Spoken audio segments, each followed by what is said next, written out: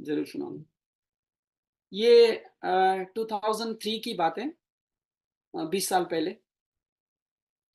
वही वही समय हम अलग-अलग गाँव में नवचेतना शिविर करा के घूम रहे थे। तो नवचेतना शिविर हम आयोजना करते थे, हमें हमें आयोजना सहयोग करने वाले थे हमारे आर्ट ऑफ लिविंग के अभी तो डिस्ट्रिक्ट कोऑर्डिनेटर हैं दीपेंद्र जी।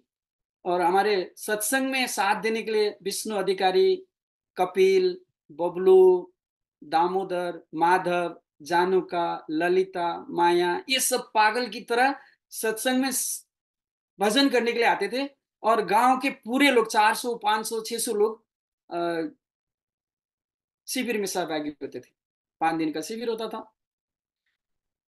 एक वाईएलटीपी युवाचार्य जिसका नाम शोभा है, अ, और एक दूसरी 2 वाईएलटीपी जो युवाचार्य थे, वो जो है टीचर प्रैक्टिस कर रहे थे स्कूल में। और उनका प्रैक्टिस 6 महीने का था। और प्रभा और शोभा, ये 2।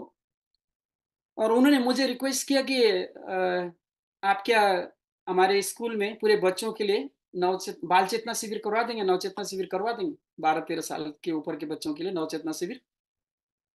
तो हम लोग ने स्कूल के हेडमास्टर से बात करके, संचालक समिति से बात करके नवचेतना शिविर कराने का सोचा।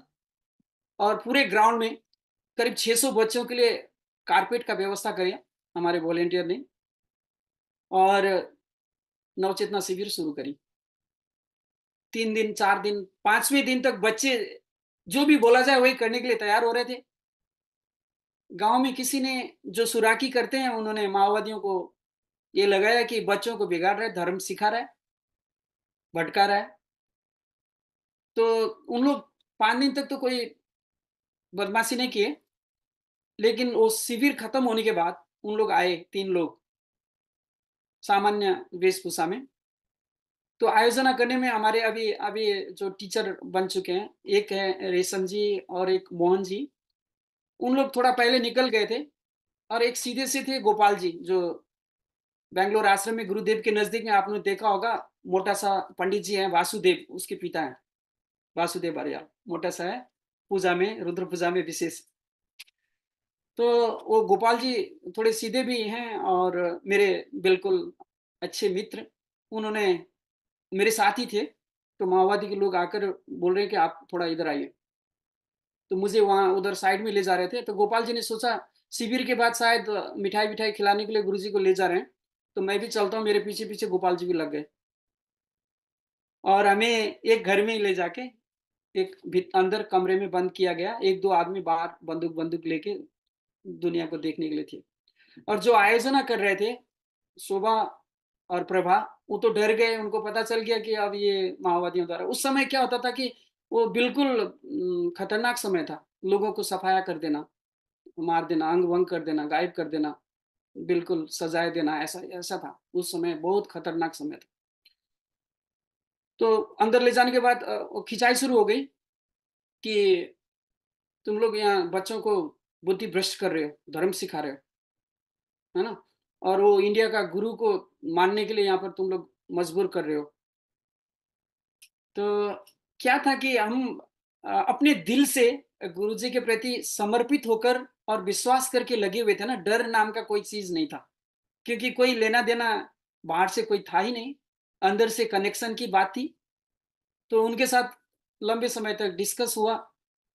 तो बोल रहे हैं कि क्या चाहते हो? बाघ और बकरी एक घाट में पानी पिए, ऐसा कहीं होता है?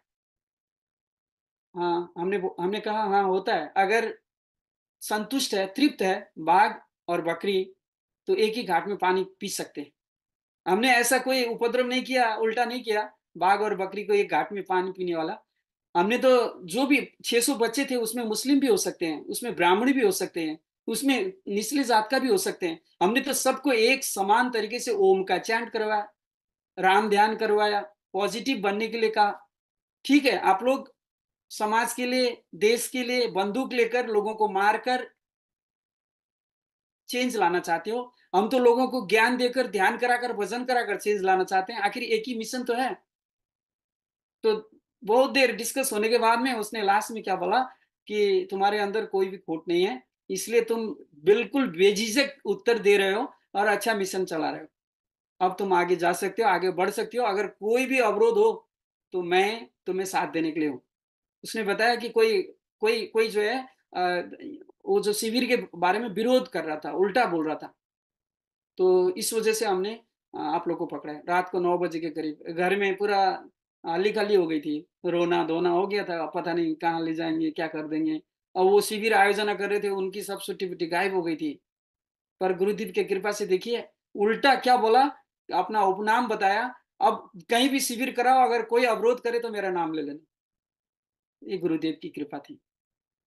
ये मेरा दूसरा शिविर का ये अनुभव।